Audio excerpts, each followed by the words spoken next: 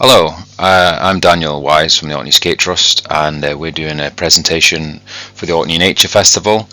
We're gonna feature Orkney's underwater giants, which is sharks and skates in our world, and how we've caught them on camera. I'm going to take you through some of the ways that we do that and some of the images that we take. This was supposed to be a live presentation last week, but we had some technical issues, so I'm re-recording it to send that around. I want to say thanks to the Orkney Nature Festival for organising the event and creating the platform on which we can all do this and learn. I'd also want to extend a thanks to the wider Orkney Skate Trust members and volunteers and network that all help to contribute to all the data that we've got, and some of which we're going to see today. So, just as an introduction, we're going to go through some of the underwater footage that the Orkney Skate Trust takes, and talk about how we do that.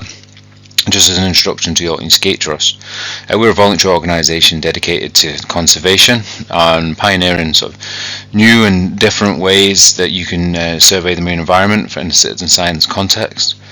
And we're kind of made up of professionals from a diverse marine background, so we've got RV pilots and marine engineers, marine biologists, and just general interested people as well, and all those people come together to sort of make a non-profit, a small community group, and we've been active for around 20 years.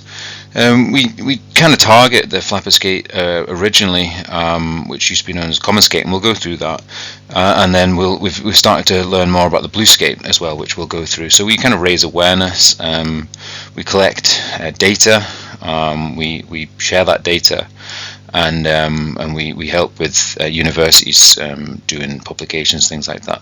Myself, Daniel Wise, I'm the chairman of Orkney Skate Trust. I'm a marine biologist by education, but kind of more in the field of scientific and commercial diving for many years. And I kind of surf and generally just in and around the marine environment all my life. I do some marine engineering as well, so kind of like started the Orkney Skate Trust 20 odd years ago to kind of keep me interested in marine biology.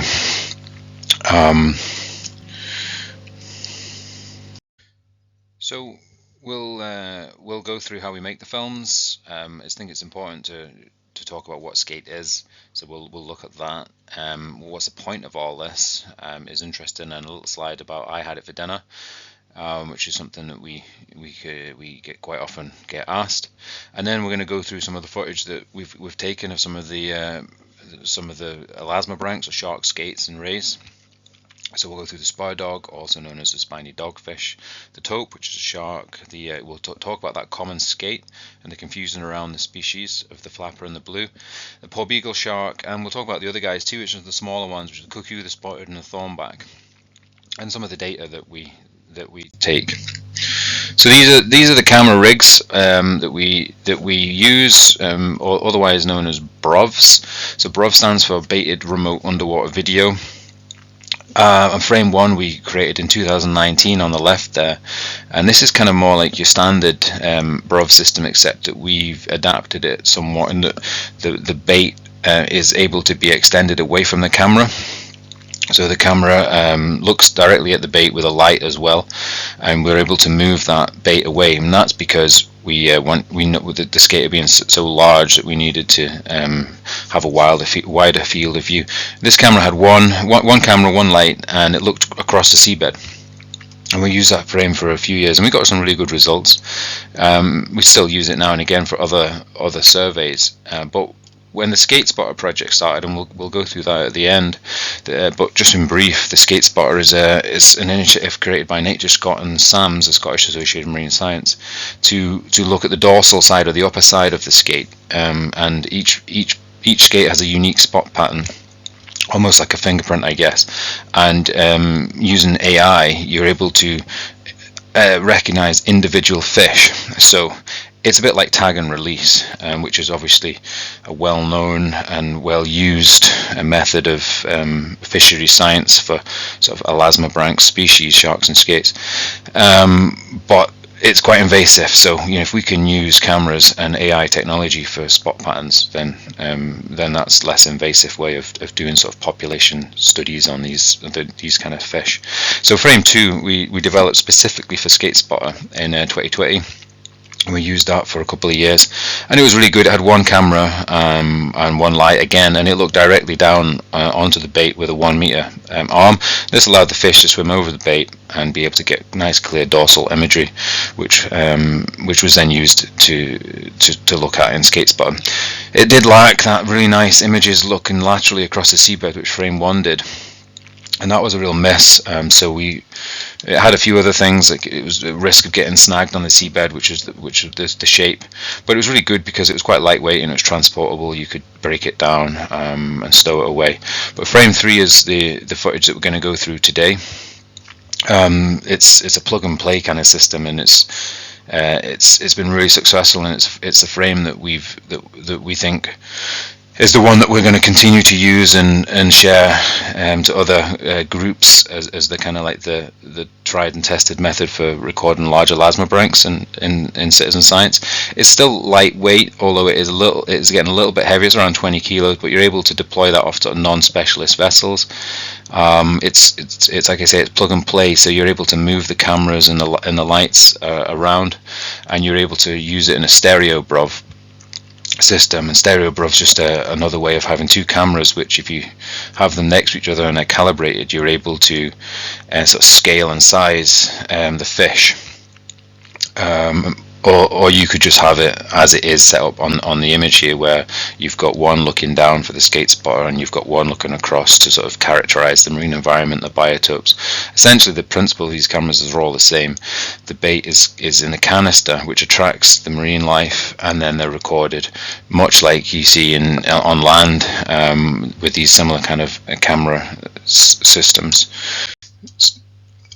This is them in real life. We've done over 200 deployments of these systems now all around Orkney since 2019, with projects involving the WWF, Orkney Islands Council, Deep Sea World, and Scottish and Southern Energy Network transmissions. And we continue to develop projects with other organisations. And we continue to tweak and change them slightly.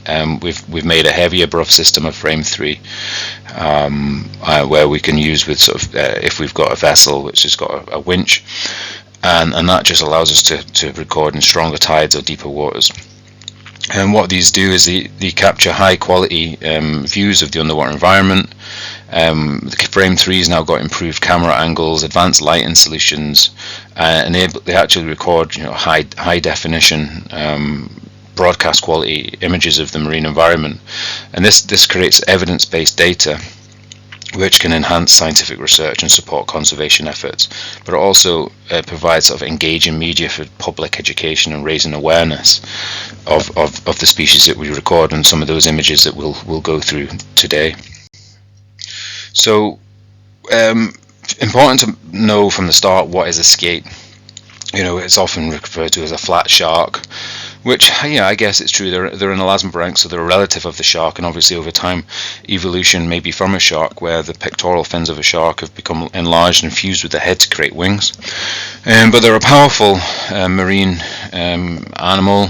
Probably the flap skate is the largest skate in the world. So the powerful predators and scavengers of the marine environment, over 2 meters wings, and they're evolved to live on the seabed. So the skate here on the bottom right, on the dorsal side or the upper side, which is the olive green color, the eyes on the top, large eyes, and they take in water through kind of siphons, or spiracles as they're called, on the upper side when they're lying on the sea floor, and then they get rid of that water over the gills, which is on the ventral side or the lower side, and that's where the mouth is, and the very they've got really good sensory systems. They're able to detect prey through scent, through sight, and through the electro sort of electroreceptions that animals give off. So these animals in the Orkney environment do sit pretty near the top of the food chain, There's very little predators of them, like seals now and again will have a go at them, potentially orcas will have a go at them, but they are covered in thorns in various places, so they're not the most attractive of animals to probably eat. A few other things to point out with the skate is the males have claspers, which you can see on this image, and females don't, and males also have a patch of thorns on the wings called the alar thorns that the females don't. Otherwise they kind of look fairly similar, females being slightly heavier for size. They're made of cartilage, so they're just like sharks, they don't have bones. They're very slow growing. They're late to mature, and they have few young, and they're of a large size. A lot of confusion with skate and rays exists, but essentially in this country, in the colder waters, they tend to all be skate and not rays. So rays give birth to live young, and they have a more whip-like tail. So your stingrays and your manta rays and your eagle rays of the sort of warmer waters, they're all rays. Whereas the skates, and that does include the thornback, which people still call thornback ray in this country, but they are actually technically a skate because they have shorter, stouter tails and they lay eggs. So what is the point of all this? Well, the common skate complex was once a common species in European waters, but overfishing has led to a drastic decline in the populations by the late 1970s. So we'll go through in the next slide about what differences between a common skate and a flapper skate and the taxonomic confusion that exists, but these species, they take over 10 years to reach sexual maturity, and they actually produce quite low numbers of offspring, so the population can be quite slow to recover from any impacts. So in the top images here we've got commercial fishing or bycatch mostly, really, because they're not really targeted, because there's not really that great commercial value. The fishermen don't really want them, but either way, there's a size that we were retained by the nets. And trophy fishing, which is rod and line angling back in the 1970s. This is before everyone had an iPhone in their pocket, and the people would catch these fish on rod and line, and then they'd bring them back to shore to take photos with land-based cameras, and essentially then they would just be dumped over the pier. But that took its toll on the population in the 70s. And probably before and slightly after as well, until they were protected. And then because of the eggs, sort of, they're about this. There's a 2p coin there. This is a flapper skate egg on the bottom left. They're about the size of half a sheet of A4 paper. So they're at risk of also being retained by the sort of mesh size of most commercial fishery nets. They're also at risk of being damaged by static gear in some ways with the abrasion of ropes or chains. And on the bottom right there is a juvenile flapper skate, which has just been hatched from an egg case, and they are also, that's a sort of diving glove for scale, and they're also the same size of being retained by a whitefish net. So all stages in the life of this animal, it's at risk of fishery. So again, what's the point? Well, I think conservation of a species, it's classed as critically endangered on the International Union of Conservation of Nature Red List. So that's the next step for this species is extinction in the wild. But there is some positives which we'll talk to at the end. Nature restoration, an ecosystem balance. These species do play an important role in the marine environment. Human food chain, yeah, okay.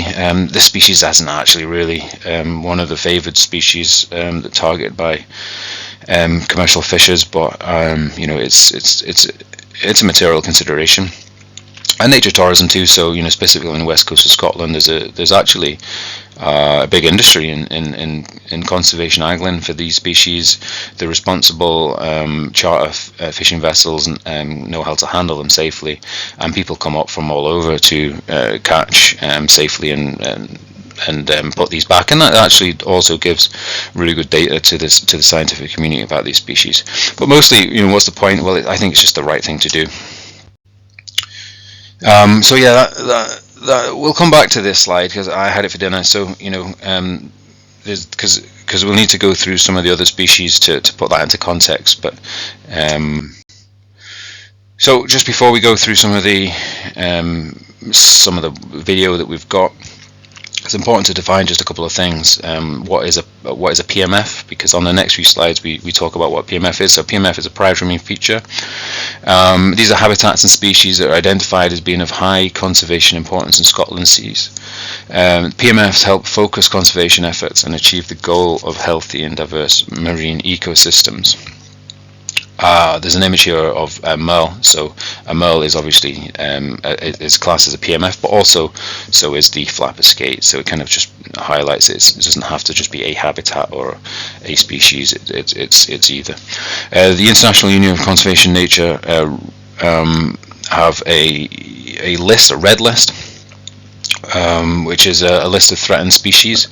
It's the most comprehensive global assessment of the extinction risk of plants, animals and fungi. It's a crucial tool for conservation, providing information on the species range, population size, habitats and ecologies and the potential threats, and it helps inform conservation decisions. So the lists, it separates from basically on the far left, which is extinct, to least concern on the far right, and each species is kind of. So we'll go through each species one by one. The first one up is spur dog, spiny dogfish is another name, and this is a Scottish priority marine feature. It's also listed as vulnerable on the IUCN global red list. In Europe, it's actually one up from that. It's endangered. Both populations are decreasing. So if we go through the video. So there's some underwater footage that we filmed just off the west coast of Orkney in around 50 meters of water in the Atlantic side, and you can see that spiny dogfish, they often travel in groups, and this makes them an easier target or like a potential big risk for bycatch. So if you imagine you catch a lot of these fish, it's difficult for the sharks to recover from overfishing because they're very slow growing and slow to reproduce, and typically only have one litter of pups every 2 years.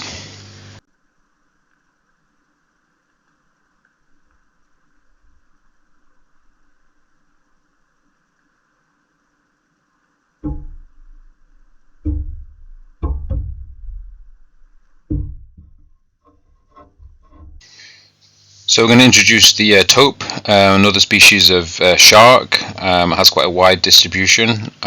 We tend to not see too many up in Orkney. They tend to be further south. They are in Scotland and throughout Wales and England and beyond. They're classed as critically endangered on the IUCN red list, but they're not actually currently classed on the PMF system. They can grow up to 6 feet long. They're quite a long, slender shark with a grey upper body and a white belly. The tope shark has got 2 dorsal fins, but the real telltale is the tail. It's got this sort of distinctive notched tail. If we can look at that in moving pictures, this is the same as a screenshot there. You can see that this tope was found over a nice sort of merle seabed. It's only in around 20 metres this on the North Sea side of Orkney. They've got a variety of diet. They're not picky. They'll eat a variety of fish, but also take crustaceans, so crabs and things like that, cephalopods, squid, octopus, and they're actually capable of travelling large distances. With some individuals tagged in the UK have been later found in the Canary Islands.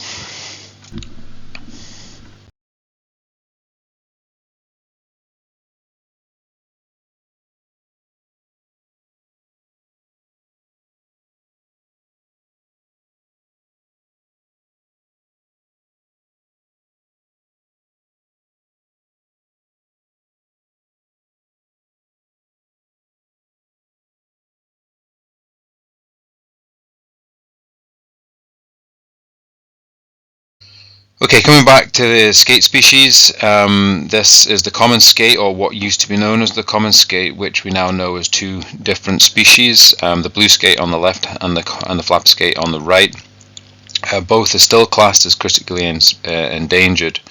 The flapper skate, its Latin name is Dipterus intermedius. They're thought to be more kind of around the northeast Atlantic. The population strongholds around the west coast of Scotland and the north coast of Scotland around the islands, Shetland, Orkney. And these are the largest skate in the world. They can grow up to 2.85 meters and weigh over 100 kilos, living for around 50 years. On the left hand side, the smaller blue skate, Dipterus batis. They're more widespread than the flapper skate, and they're extending sort of further south into the Celtic Sea. Blue skate and flapper skate, they do play an important ecosystem role, and they maintain sort of the balance and in the benthic habitat, operating as predators but also scavengers. So it was a scientist in Glazius in 2009 which reseparated these species back from the common skate group into the blue skate and the flapper skate, which they're now formally known as. So if we start with the common blue skate, which is its official common name, Dipterus batis, it is classed as a Scottish Priority Marine Feature, and it is also on the IUCN Global Red List as critically endangered. We're finding it around the north-east Atlantic, around Iceland to the British Isles, from Rockall, in the Celtic Sea, northern Bay of Biscay. Southern sort of limits are uncertain because of the historic taxonomic confusion. If we have a look at the fish in its natural environment, it's kind of shy on this scene. You can see it swimming among a shoal. There's a whiting there, there's some haddock, some brown crab, and these will all form part of the fish's diet. This was filmed off the coast of Orkney around Marwick in around 50 meters of water.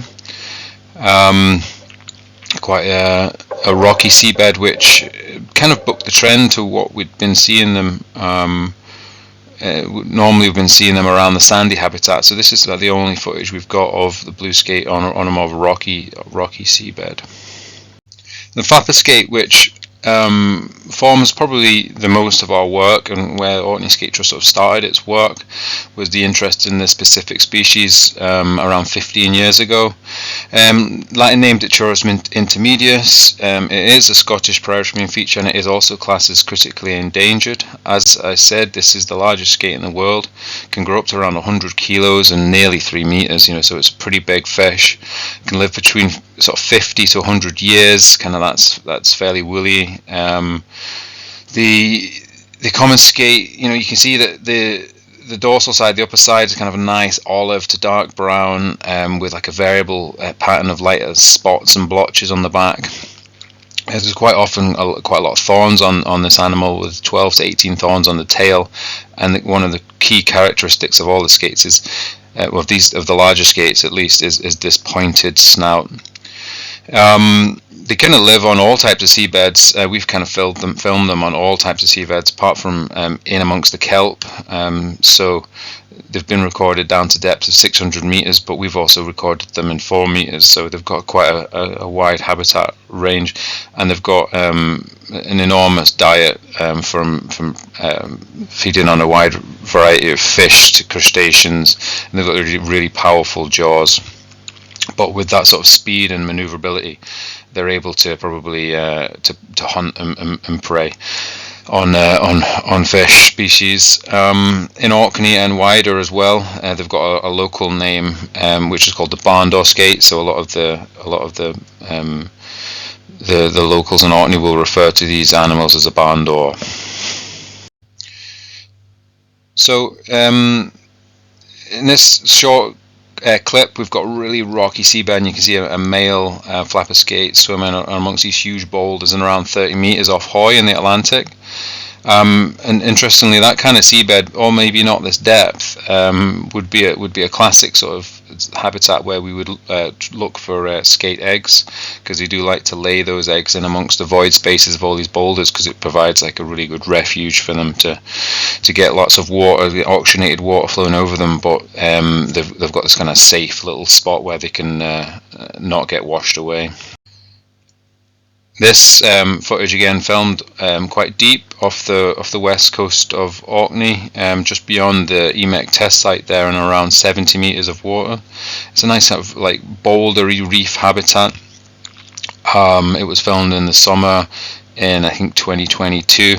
and some really nice clear footage of how the skate kind of interact with the frame and show different kind of behaviors. Not every fish does the same thing. This fish was actually, quite aggressive, if you like. It's wanting to get to the bait. It's maybe hungry. You can see it's physically moving the frame, rocking it backwards and forwards with its powerful jaws.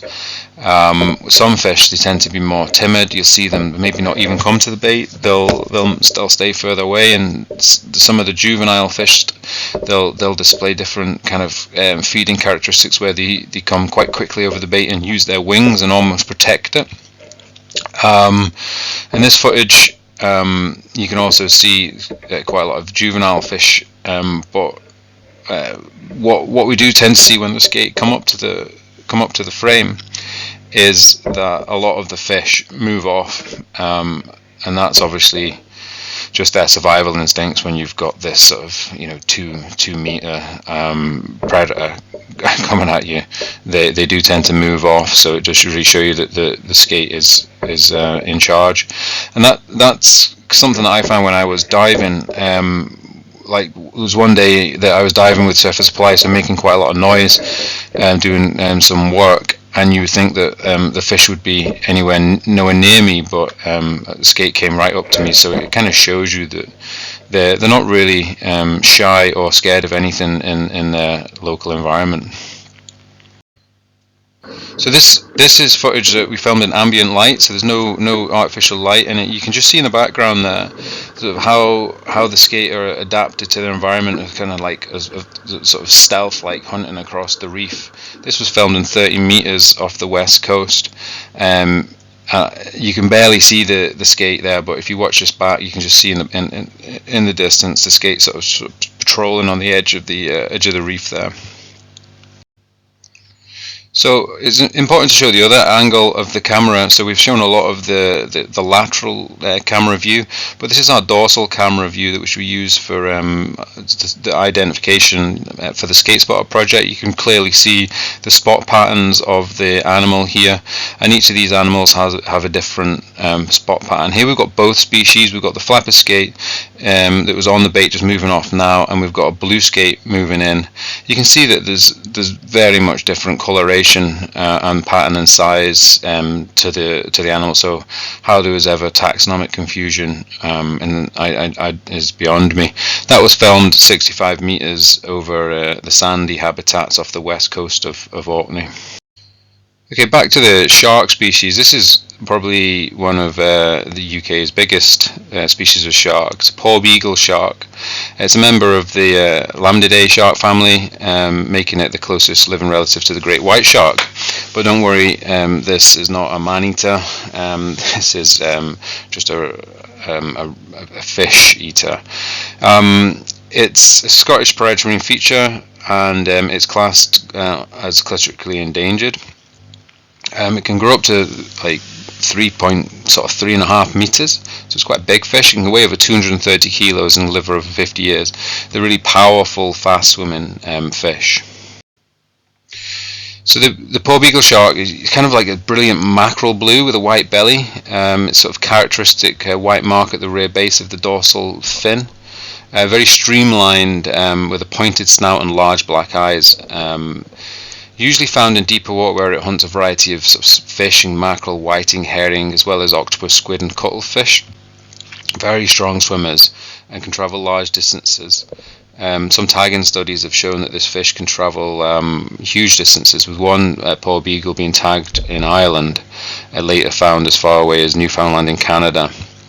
A key thing about these sharks is they're endothermic, which means they can maintain a higher body temperature, keeping themselves warmer than the surrounding water, which is a big advantage because it allows them to hunt in colder seas that other sharks are unable to do.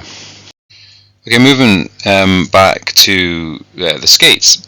These are the smaller ones, or the other guys. These are kind of the ones that are quite well known. Often they're referred to as rays, and I wanted to have a look at some of the Orkney species and also UK species that we see in Orkney. So this is filmed about 60 meters of water again, and on the sandy habitats. There's quite a lot of variety of fish here. Just go through them. Some dabs here, the flatfish. In the background there, you've got a red gurnard, you've got a spur dog or a spiny dogfish coming into frame there. You've got a spotted skate, or two spotted skate there. There's about 7 different species of fish here, so you can see there's like a nice habitat. There's a grey gurnard just come into the shot there, and there's a haddock as well. The spotted skate, they're a lovely fish. They're not doing as bad as the larger species that we've been through already with the flappers and the blues. They're classed as least concern. And these will be targeted by commercial fisheries, and we'll go through that in a little bit more detail. This footage was filmed in quite strong tide off the north of Orkney, in between the Brockaburr Sea and Costa Head, on a rocky reef. And I wanted to point out this small shark, which is a very common shark. It's a small spotted cat shark, or otherwise known as less spotted dogfish, not as known as that much anymore. And this is a spotted skate that we've been through. So the small spotted cat shark, it's quite common, and it's classed as least concern. It can grow around a meter, and it's a very important sort of reef shark that often gets underlooked, but performs a pretty crucial role in the marine environment for regulating and predating on small crabs and fish and things like that. So back to the skate species. This is some of the other fish that we get in Orkney. This is the cuckoo skate, one of my favourites. You can see it's easy to identify this by its distinctive sort of black and yellow marble spots, which kind of almost mimic eyes on the dorsal side. This species is least concern on the red list, but is not doing as good in Ireland. It can grow around 75 centimetres. The spotted skate again, a kind of similar size, maybe slightly bigger than the cuckoo. You can see that was a male fish with the presence of 2 claspers, which are used in reproduction. Probably one of the more common skates in the UK is the thornback skate. Easy to see where it gets its name, because the whole dorsal side is covered in small thorns. It's classed as near threatened on the red list, so it's not doing as good as the other 2. Blue skate we've introduced. You can see again, sort of around a meter from the wing, but you can see it's a much, as we've got through the species of skate, we've got bigger and bigger. And when you look at the size of this, keep in mind this is all filmed in the same night in the same frame. When you see the flapper skate, you'll really get a true sense of the size difference between the flapper skate and the other smaller skates. So this is an adult male flapper skate, and you can see it's taken up the entire frame, where the smaller skate species were. So yeah, getting back to that slide of I had that for dinner, I just wanted to clarify that if you have eaten skate in the chip shop or in a restaurant, it was going to be one of those smaller species of skate. It could have been any one of them. It could be the thornback, it could be the spotted, it could be the cuckoo, it could be a number of other smaller species of skate which I've not shown you, which are in other parts of the UK. It wouldn't have been the flapper skate, and it wouldn't have been the blue skate, because these animals are protected. They're classed as zero TAC, or total allowable catch, i.e. they cannot be landed, they have to be returned. So don't worry, if you have eaten skate, it wouldn't have been a critically endangered species, because the fisheries regulate that, so don't worry. So we've been through a lot of the exciting underwater footage, but I just wanted to touch on some of the way that we use the data. This map of Orkney here, currently showing you where we've deployed some of our baited cameras, of which we've done 208 deployments all around Orkney. As well as that, we've done 155 tag and release of skate, and we've done 220 subsea camera surveys looking for egg cases, as well as 30 diving surveys. On top of that, we get thousands of citizen science reports from people that have reported skate wash ashore to egg cases, and all of this sort of data really helps compile like an evidence basis for informing sort of conservation decisions around Orkney in particular, and we share that data to universities and to Nature Scot. So in this map, it's just sort of showing you the two species of critically endangered skate: the flapper skate, which is Dipterus intermedius in orange, and the blue skate, which is Dipterus batis in blue. And it's looking at the bigger the sort of circle, the more we've seen in that area. So we can start to build patterns using this GIS system. And you can start to see that we're starting to see a lot of skate around, sort of adjacent to the tidal sites, and maybe we've sampled scapa flow and maybe not been so successful. With time, we can build up that to sort of really tell the picture of where the skate are in Orkney, and that's really useful for conservation of the species. Another thing that we're able to do is use something called geophysical data, which is essentially like a map of the seabed. It shows you where it's rocky, where it's bouldery, where it's sandy, things like that. And we're able to get that data from our partners, Scottish and Southern Energy Networks transmission team, who we're able to use that data to see where we can survey. So on this map here, we've got, actually, it's where the pipeline goes into the back of Flotter, where there's a rock dump to keep the pipeline safe, and we were able to dive that, and we found actually flapper skate egg case in there. So it's maybe one of the only records that there is of man-made habitat being used by critically endangered flapper skate to lay its eggs. So on this slide, this is something called GEMS for short, or the Geodatabase of Marine Features Adjacent to Scotland.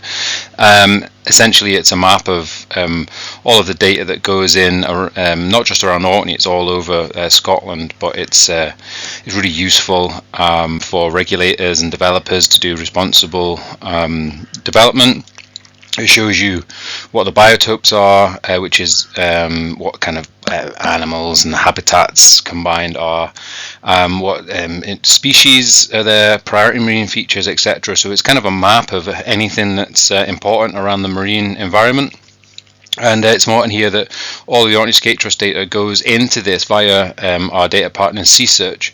So they're able to extract like a wide, we're obviously interested in the sharks and skates, but they're interested in everything, and they're able to extract from our survey footage all of that extra information and share that onto GEMS. So it's another really useful feature of the Orkney Skate Trust data. One of the last slides now on the data, and we've talked about this throughout the slideshow, Skate Spotter. There is a website which explains more, and also an app now able on your mobile phone. And this is a really great initiative started by Scottish Association Marine Science and Nature Scot, where you can use the spot pattern that we've talked about as an individual ID of fish. So kind of like tag and release, but without the tag. So it was designed for anglers, but what we thought was that if we can design our cameras to be able to record the dorsal side of the image, then we don't have to do that whole invasive aspect of bringing the fish up onto the deck of the boat to take the photo. You can take the photo with the fish in its natural environment. So we put a little tweak on the Skate Spotter project where we could use the cameras to take dorsal images, and then we can sort of record those images into Skate Spotter to sort of bring up that catalogue, that library of individual skates around Scotland, with the hope that you can inform population assessment, science, things like that. So any data is good data, really.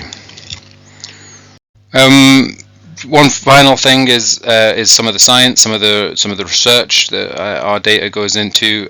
We work with a range of universities, Napier being one of the main ones, with James Thorburn, and also Queen's University Belfast with Patrick Collins and other universities as well. We share data, we contribute to science and research, and this is just one example of that, where we did a paper on egg laying grounds of flapper skate in Orkney.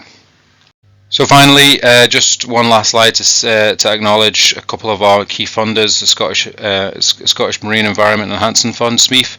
They've been really kind over the years and helped with some funding some of our equipment that we can't make these films and do this research without. Scottish and Southern Energy Networks Transmission have been really helpful in giving us geophysical data sets and some funds as well to support the work.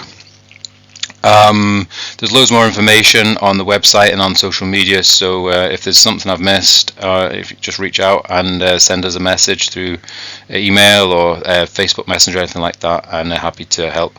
Thank you very much.